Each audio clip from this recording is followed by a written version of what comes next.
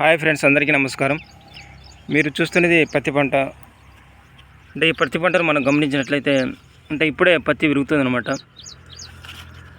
ఒకసారి మీరు ఈ చెట్టుని గమనించినట్లయితే అంటే ఇవి కొన్ని బ్రాంచెస్ ఉన్నాయి అనమాట, అంటే కొమ్మలు ఉన్నాయి.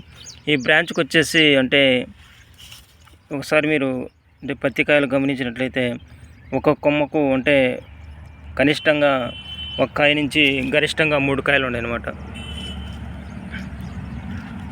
ఒకసారి కౌంట్ చేద్దాం. ఈ కొమ్మకు వచ్చేసి 1 2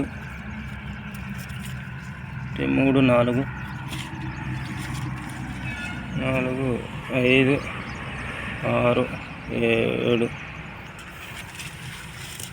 9 10 11 12 13 14 15 16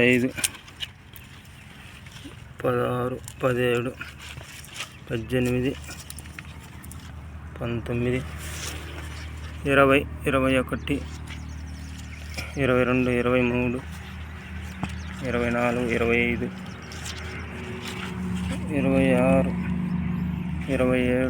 27 28 29 30 31 32 32 33 34 అంటే 30 నుంచి 40 కాయల మధ్యలో ఉండనమాట. అంటే ఈసారి కాపు కూడా తక్కువే ఉంది, ఎందుకంటే మాకు అంటే 20 రోజుల ముందు వర్షం పడింది అనమాట. ఈ వర్షానికి మొత్తం ఈ పూత పిందె అనేది మొత్తం రాలిపోయింది అనమాట. తద్వారా ఈ పూత లేదు, పిందె లేదు, అంటే తక్కువ కాయలు కాసింది అనమాట. అదేవిధంగా ఒకసారి మీరు గమనించినట్లయితే ఈ ఆకులు కూడా ఎర్రంగా వస్తున్నాయి అనమాట, అంటే తెగులు ప్రభావం ఉంది. అంటే ప్రధానంగా ఈ వర్షం వల్లనే మొత్తం ఈ పంట అనేది అంటే దిగుబడి తగ్గిపోయింది అనమాట. అంటే కాయ పిందె పూర్తిగా మొత్తం రాలిపోయింది. ఒకసారి మీరు చూడండి, మొత్తం ఈ కాయ పిందె అనేది మొత్తం రాలిపోయింది అనమాట వర్షానికి.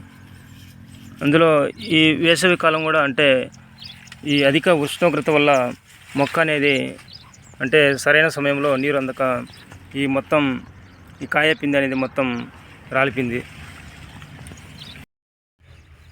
మేము ఈ ప్రతి పంట వేసి అంటే ఇప్పటికి దాదాపు 100 రోజులు అయింది. అంటే జనవరి 12వ తేదీ మేము ఈ పత్తి వేసాము. అంటే ఇప్పుడు ఏప్రిల్ 22, అంటే రమ్మరమి 100 రోజులు అయింది. అంటే పత్తి పంట కూడా అంటే ఏపుగా పెరిగింది. ప్రధానంగా ఈ వర్షం వలన ఈ కాయ పిందె అనేది మొత్తం రాలిపోయింది. తద్వారా ఈ కాయలు కూడా తక్కువ, అంటే చెట్టుకి కాయలు కూడా తక్కువ వచ్చినాయి అన్నమాట.